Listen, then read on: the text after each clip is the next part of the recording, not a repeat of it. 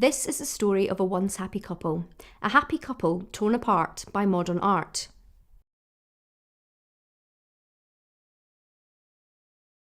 Henry and Leanne were like any other young couple in love.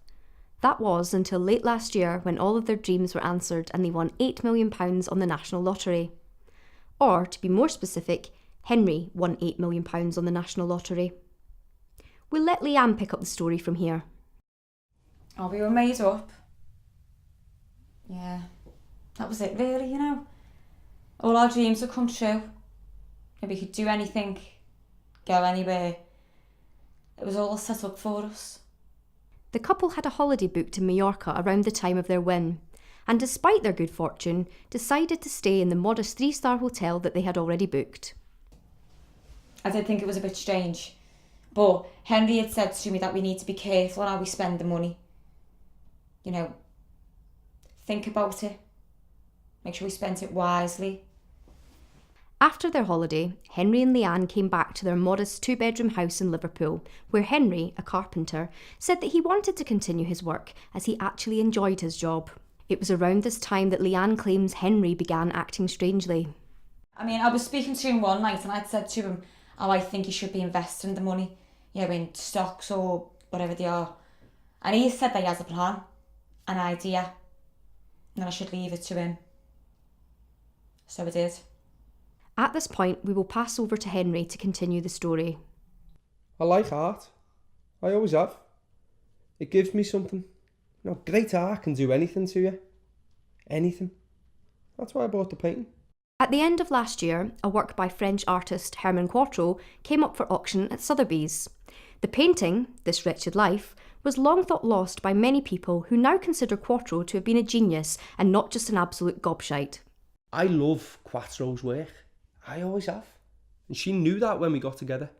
The piece surprised everyone when it sold for well over the estimated price, reaching a staggering £8 million, a new record for Quatreau's work. The buyer was Henry Marks. Herman Quatreau is known for being the head fraudilista in the sideways glancing movement of the late 1950s France. He took up art at a young age, but it wasn't until his early 20s, after an incident on Mount Sinai when he was attacked by crows, that his style took a much darker turn. Quatreau, a notorious French uncle, painted the piece using his now renowned shouting method of painting. This is where the paint is literally shouted onto the canvas. Born backwards, Quatreau was never really appreciated in his own time, and died, some would say, tragically from syphilis of the mind, aged only 33, which even Quatreau himself was quoted as saying, was not the best of innings. I like it. Quatreau is also famous for coining the phrase, art is like an alarm clock that never goes off at the right time. The phrase is now commonly shared on social media sites by pseudo-intellectuals and also adorns the toilets of many suicide-themed hipster bars in major cities. Like many of his works, This Wretched Life is thought to be deeply political, with many onlookers suggesting that it is about the British invasion of the Falkland Islands, despite it being painted some 30 years prior to it. Others have suggested that the piece is about the hellish 4-day weekend in old Russia, when the Cossacks were literally persecuted into mass suicide by the advancing Catholic armies of the north. Though it's unlikely we'll ever know its real meaning. I like it.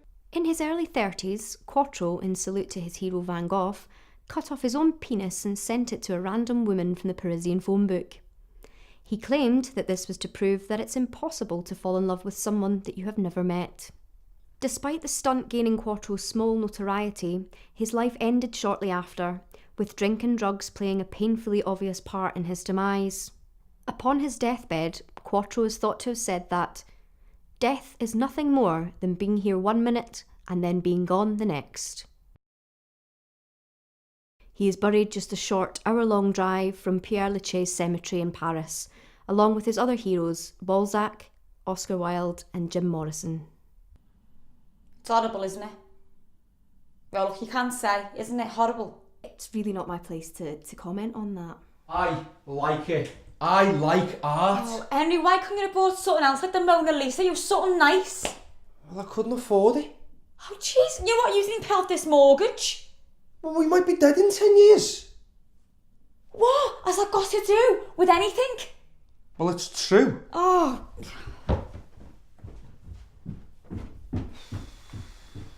Quattro's work, controversial in his own life, seems to still be controversial today, but it is thought that the price of his work will only continue to rise. See, it's an investment.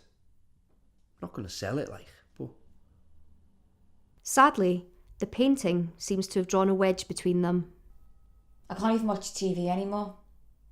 I'm just sat on the sofa, staring at that painting. £8 million? During our time with Henry and Leanne, there was sadly lots of talk of separation. I've said to him, it's me, or the painting. But he just says the same thing. I like art.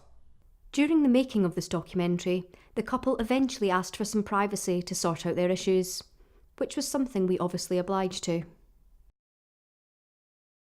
We returned to see Henry and Leanne 6 weeks later to see how they were doing.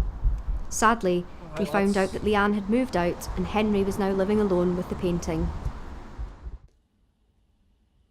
I suppose it all just came to a head one night.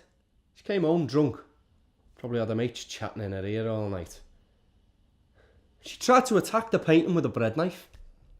I had to stop her, pull her away and that. I've said to her, hey, that's worth £8 million, that. What is art?